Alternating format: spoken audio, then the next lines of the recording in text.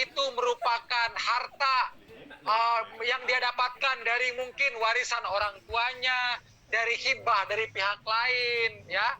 Kalau misalnya ada yang bercampur dengan istrinya, ya dipisahkan dulu, Pak.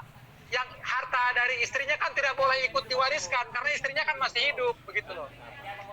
Kalau dalam hukum waris Islam sebetulnya Pak, sebetulnya konsepnya adalah selama waris harta si suami istri itu masih bisa dipisahkan secara jelas. Misalnya 75%, 25%, ternyata 75% ini mobil ini ternyata 75% milik almarhum suami. 25% istri bayar mobil ini. Maka sebetulnya selama masih bisa diperjelas hak milik suami dan hak milik istri, maka hak milik suami itulah yang jadi warisan dari si suami itu. Nah, cuma kan persoalannya di masyarakat kita ini sulit, Pak. Ini sulit karena harta bercampurnya banyak gitu. Nah, itulah sebabnya kemudian para ulama di Indonesia termasuk yang berijtihad, termasuk yang ini nanti diterapkan di KHI kompilasi hukum Islam dengan melakukan pembagian bagi dua itu, Pak. Bagi 50-50 itu, bagi 50% 50% dibagi dua itu, Pak.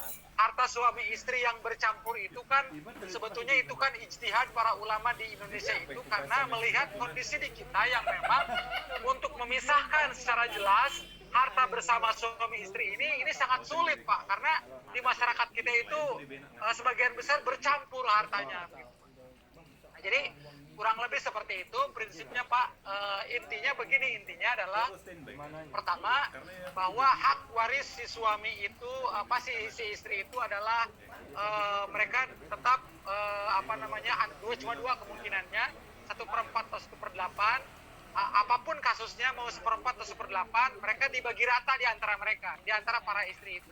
Kemudian yang kedua adalah tidak ada perbedaan mana istri yang lebih lama mendampingi suami, mana yang tidak ada perbedaan. Jadi istri pertama dengan istri terakhir itu hak warisnya sama, Pak.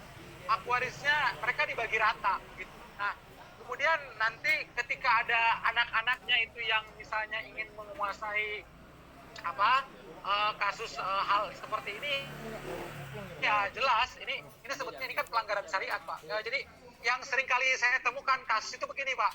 Jadi ada anak-anak dari istri pertama yang tidak memberikan jatah kepada istri barunya. Nah, ini kan kezoliman, Pak. Ini kan kezoliman. Kenapa? Karena istri mudanya ini kan istri ayahnya juga, Pak. Ini kezoliman kepada almarhum, kepada si mayit. Mereka ini bagi saya adalah anak-anak yang durhaka, Pak, menurut saya. Kenapa? Karena mereka sudah zolim, bukan hanya zolim kepada istrinya, istri mudanya almarhum, tapi termasuk kepada almarhum, Pak.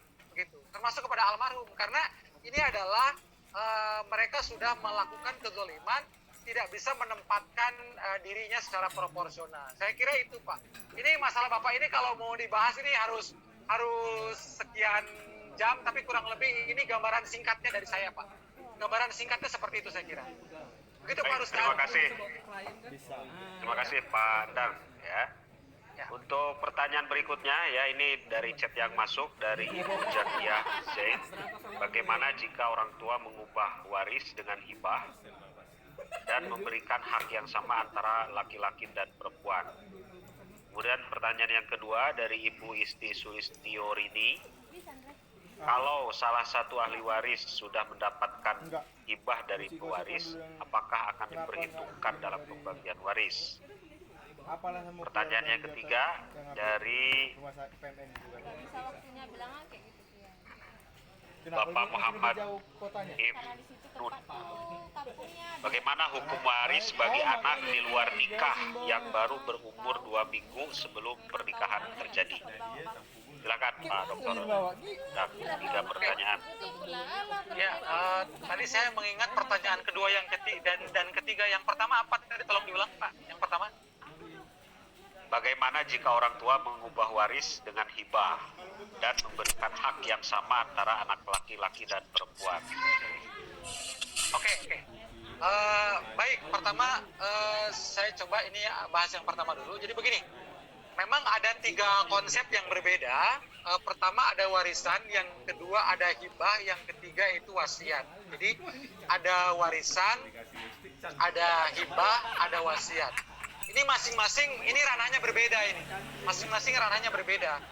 Warisan itu dia ada objek penerimanya khusus pada ahli waris. Wasiat khusus selain ahli waris. Hibah ini bebas, bisa kepada ahli waris, bisa juga kepada selain ahli waris. Nanti juga ada aturan berapa besarannya, itu masing-masing ada perbedaan ya. Nah, kembali ke pertanyaan tadi. Jadi begini sebetulnya, pertama gini, yang namanya warisan itu belum ada cerita-cerita warisan kalau pemilik harta belum meninggal. Nah, itu pertama.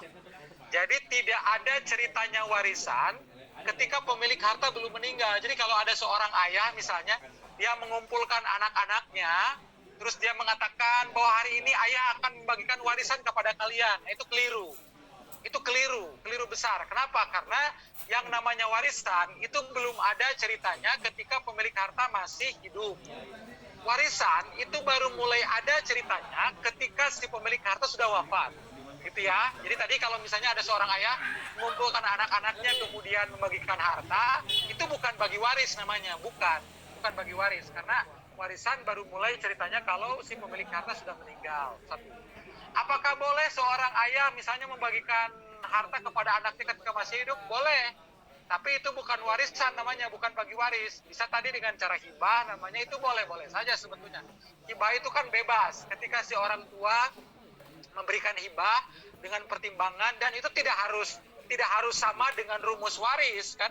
Kalau rumus waris misalnya anak laki-laki dengan perempuan 2:1, maka hibah itu bebas sebetulnya. Hibah itu tergantung bagaimana pertimbangan orang tua itu.